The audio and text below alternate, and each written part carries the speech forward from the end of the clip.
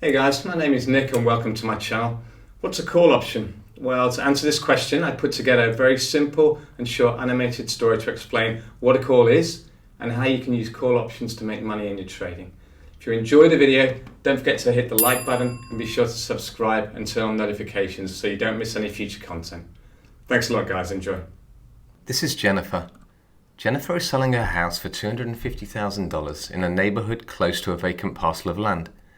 This plot is also for sale and there are two interested parties.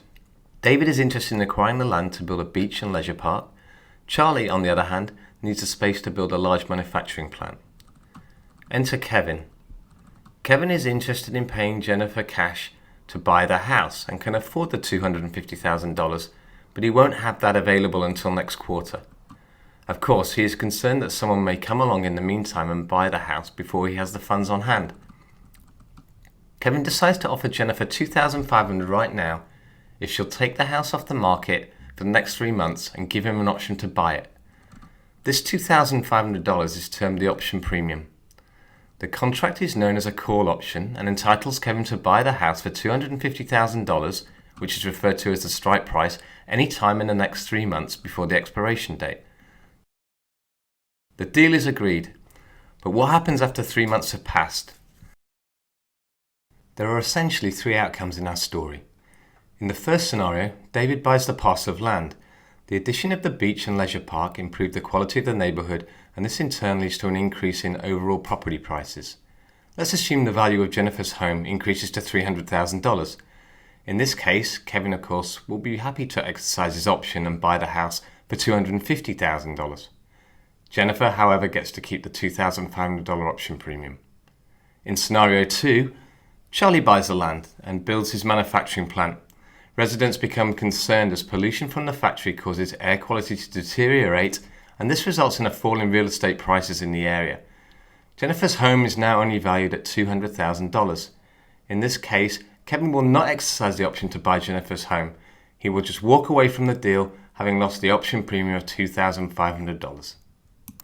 Finally, the parcel of land is unsold and the value of the home remains stable over the 3-month period at $250,000. In this case, either option might work for Kevin. He can elect to pay $250,000 to purchase the house or simply walk away from the deal, losing only $2,500. Kevin is essentially controlling a $250,000 asset for 3 months with just $2,500 in capital. Regardless of the outcome, the most Kevin can lose is the $2,500 he pays for the option. Jennifer, on the other hand, is happy to take the $2,500. She has no guarantee anyone else would buy the house at the current asking price, nor does she feel the land deal would be closed during the following 3-month period. In this contract, Kevin is the option buyer. He has the right, but not the obligation, to buy the house for $250,000 any time in the next 3 months, and for this right he pays the seller $2,500. In this contract, Jennifer is the option seller. She has the obligation to sell the house for $250,000 any time in the next 3 months if the buyer, Kevin, exercises his option. To assume this obligation, she is compensated with $2,500. So, with this example in mind, let's define a call option specifically in the context of the stock market. A call option is a contract between two counterparties to exchange a stock at the strike price by a predetermined date known as the expiration date.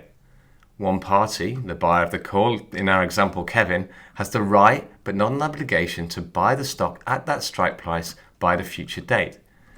The other party, the seller of the call, Jennifer in regard to the house sale, has the obligation to sell the stock to the buyer at the strike price if the buyer exercises the option. Let's take a look at an example. If the stock is trading at $100 and you think it's going to go up to $110, you might buy a 105 call option, which is currently priced at $2. If the stock rose to $110, that would allow you to buy the stock at $105, even though it's valued at $110, netting you a $3 profit on each share. Remember, we need to deduct the option premium of $2 from the $5 profit due to the appreciation in the stock price, as this is kept by the option seller. On the other hand, the person that sold you the call will be obligated to sell the stock at $105 at a loss of $3 per share. If the stock never rises above $105 by the expiration date, the call expires worthless, the call buyer is out $2, and the call seller keeps the option premium. Thanks for watching, guys. I hope you enjoyed the video. Again, if you did, please hit the like button and subscribe to the channel. It helps me out a ton. If you do have any feedback or specific questions regarding call options, just drop them in the comments section below and I'll personally respond to them all. Until the next time, take care. Cheers.